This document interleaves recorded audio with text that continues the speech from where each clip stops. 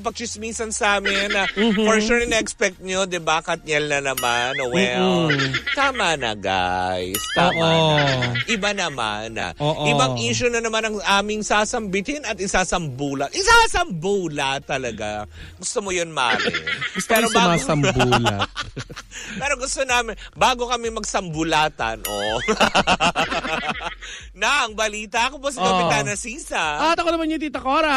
Dito pa rin ang balita sa Woo! Hello sa mga nanonood via our Facebook Live.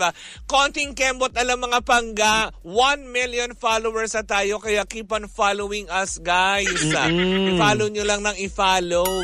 Diba? Mara, may gusto ka bang batiin? Meron, syempre. Sino yan? Ang lahat ng mga taga MMDA dyan sa may Guadalupe. Hello sa inyong lahat sana. Hi! Diba? Ako, Mara, gusto kong batiin si Chang Ami na nag-iingi kaninang aga-aga. Bakit? Kasi nakita niya ako nagmamaneho ng sasakyan. Dahil nga hinatid ako ng jowa ko sa may parking. Sabi niya ganyan, Takora! Tapos sabi niya, kawayan mo, sabi nung jowa ko. Kasi daw ang tagal na daw niya akong hinahanap. Dahil nga ilang araw akong hindi naglalabas ng bahay. Akala ko bibigyan ka na niya ng gasol. Hindi pa nga, Mare. Yung bigas. Wala pa din. Wala pa rin pabigas. Oo. Ini-expect ko nga sana. Mahal ng bigas ngayon. Diba? Oo nga, lahat ng bilihin nagtataasan na violence. True, diba? Ayan. Silence kailangan ng umuwi dahil 4:00 ang ating kitaan. Kaya nga.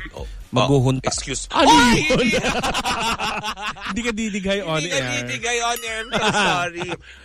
Pinipigilan ko nga Oo. Ang hirap pala magpigil ng digay. Ang dami mong pinipigil on air. Bom, digay, hikab. Mga tipong ganyan. Puro hangin. Oo. Puro ko lamig sa katawan. Oo nga.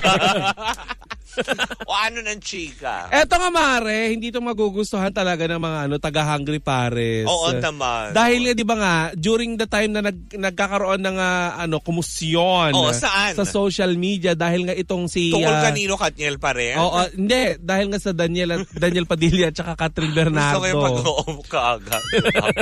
Oo, nakakasawa na din pag-usapan. Diba? Wala na. Ano ba gagawin natin? Iwalay na. Hiwalay na. Eto. Sumabay pa ito, Mare. Biro nga ng mga netizen, wag mo na kayong sumabay doon kay sa malayo. Far away. Diba? Ito kasi si Mavi Legaspi, Mare, at saka si Kylin Alcantara ay nagkahiwalay na daw. Ay, talaga ba? Oo, Mare, medyo bubusisiin natin ang dahilan kung bakit sila nagkahiwalay. Yan ba yung kasi nakikimarites din tayo dyan. Yan ba yung nakikipagparinigan kay Carmina Villaruel? Yes! Kasi nga, Mare, ang nangyari ganito. Oo nga. Nag-umpisa ito, Mare, sa chika na itong si Mavi Legaspi at saka si Dasuri, si Dasuri Choi, yung Koreana na ng GMA. Pasensya na hindi ako nakatutok sa kapuso. Kung kapamilya, tanungin niyo ako up to the last artist ng kapamilya. Kaya nga. Kilala ko yun. So, yun na nga. Si Dasuri, si Mavi, si Cassie, at saka may isa silang kasama. Lumabas sila para kumain sa labas. Ngayon, Mare, ang nakakaloka nito, pagkatapos nun, may post itong si Kylie na tungkol kay, sabi niya dun sa post niya na I knew it, TikTok, mga ganon. Ngayon, doon na nag-umpisa ang parinigan. Anong I knew it?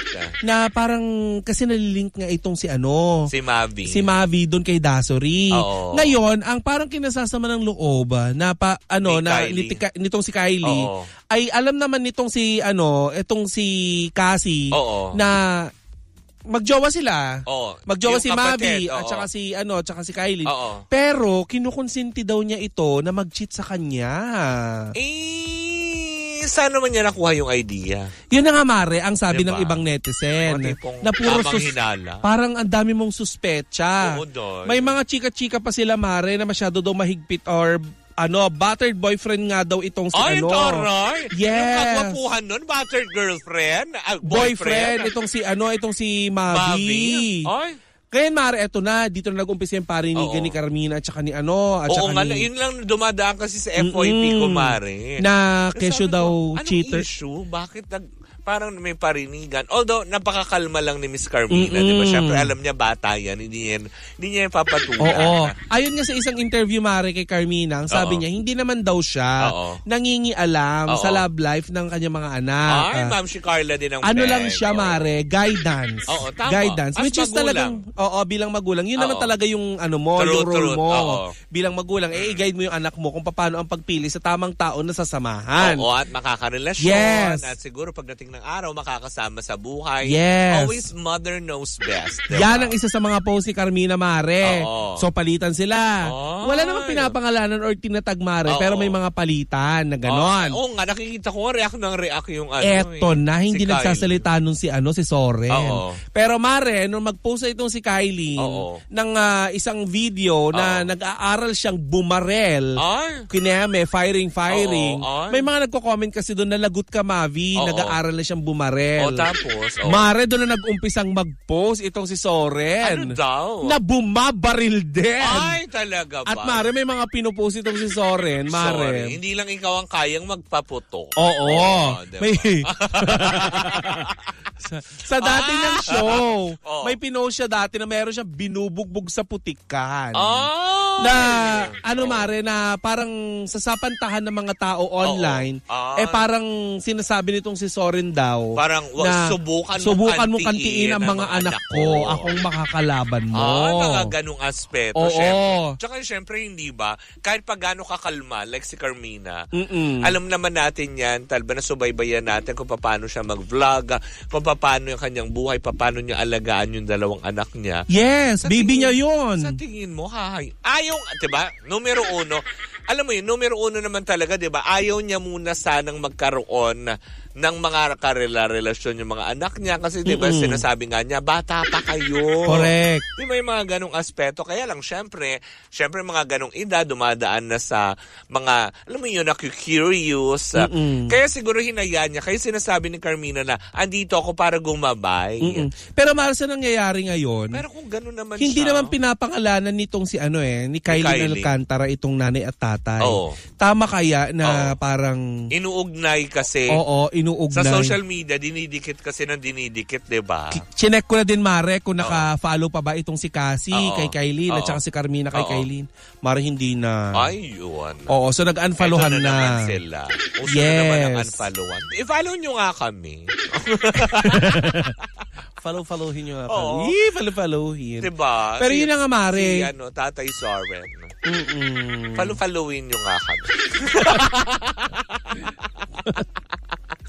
Paluin mo ako, Daddy. Paluin mo nga ako. Yan. Ay nako, Noy, ha? I-click mo lang. No? Yun.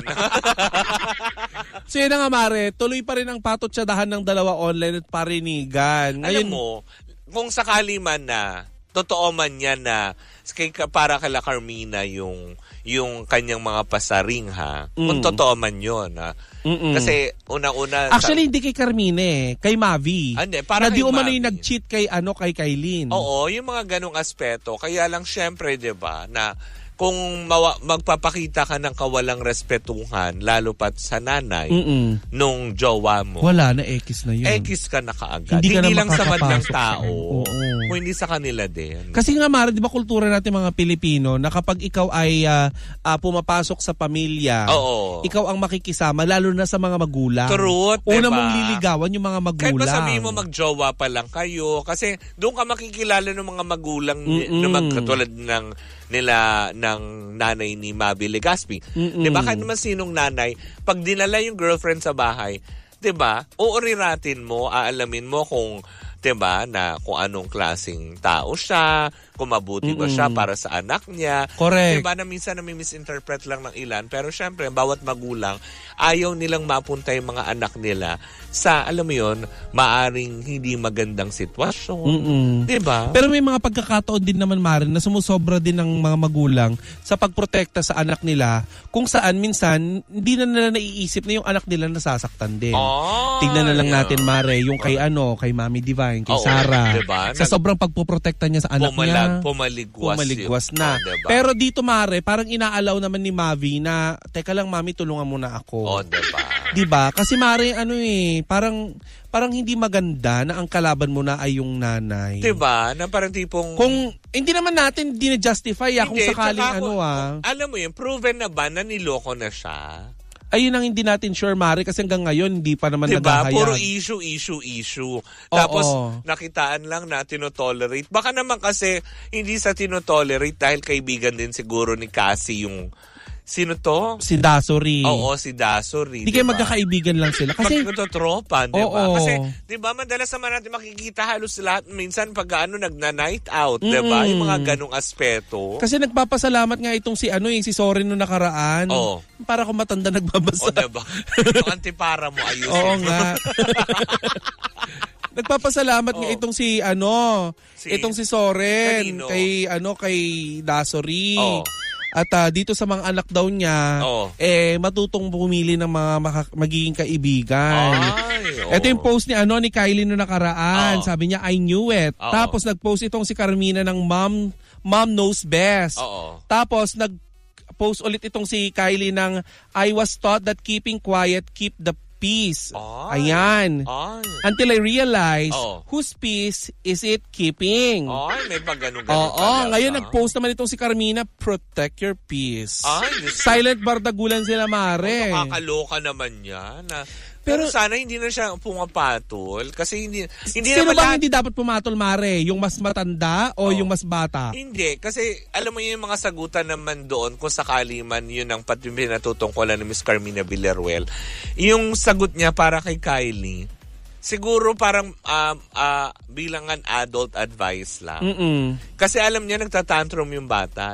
So naiintindihan niya. Kaya siguro yung sinabi lang niya na protect your peace, wag mong hayaan na sirain ng kung anong iniisip mo siguro yung mga bagay na wala naman. Correct. 'Di ba? Kasi kung secure ka naman doon kay sa gwapo ni Mavi Legaspi, Diyos ko naman. At saka kung wala ka namang issue, 'di ba? Kung wala ka namang issue sa pamilya, bakit hindi na lang kaya kausapin ni Kylie ng harapan si Miss Carmina? Tama, 'di ba? Pwede naman. Sabi nga ni Carmina, Mare, phone call away lang 'yun. Or pwede kang pumunta sa bahay. Alam mo naman, nakakapunta ka naman na siguro sa bahay nila. May chika nga si Carmina, Mare, na mas matapang daw ang mga kabataan makipagchikahan, makipagbardagulan online. Pero pag pinersonal, sa personal, hindi naman. Hindi kaya. Maraming ganyan sa social media. Yung tipong tapang-tapang nga ka on social media, pero pag nakaharap mo na, uy, wala hindi naman ganun, hindi na, May mga eto, Mare, nakakatawa. May mga nang babash nga sa akin, nagpunta dito sa Butte. Diba? Tinitigan ko lang. Diba? Na nakakalo. Hinihintay kong kumuda, wala naman. Para diba? Namang yung mga ganyan. Parang bisokol. Oy! Nako, hindi. No? Diba? Grabe naman yan, Noy. No, hindi! Diba? Anyways, diba? Ano ba yan? Ano ba yung tatanggapin nating award mamayang gabi? Hindi Kabugaw. Walang din. Hindi wala natin. ba surprise? Oo. Kabugaw. O kaya chuchuwari-wap award. Hindi ko din alam. Mama, tatanong natin sa Award of the Year. Nasamid ako ng bongga doon. Gusto ba yung mga Managers Award, mga gano'n? Oo, yung gano'n. Yung mga tipong retrenchment award. Charot! Naku. Charot, hindi. Char lang. Hindi tayo magkakaroon ng retrenchment. Malalaman nyo yun mamaya kung ano man yan. Oo. At hindi nyo ako makikita sa Angel's Burger na nagluluto ng Angel's Burger. Ay, nako. Tapusin na natin to at kailangan na natin din lumarga. Oo, dahil pipirma pa tayo ng kontrata with Viva. Tama. Nax, grabe. Viva artist na ang dalawa. Woo! Yeah! Let's claim it. Diba? Okay. Di ba, kung sino mauna, TV5 or Viva? Oo. Anyways, di ba? Parang baboy naman ang Becky. Ay, nako, nakakaloka. Anyways, maraming salamat po sa inyong pagantabay at sa pagsama sa amin. Magkarinigan, magpanooran po muli tayo bukas para sa isang edisyon na naman ng Baklitas! Woo! Woo! At tuloy-tuloy pa rin po ang ating tugtugan. Siyempre, dito po lamang yan sa number 106.7. Nakasamid Nabula ko, sorry. Excuse me po. 106.7 Energy FM. Pangga, wag mong sabihing radyo. Excuse me po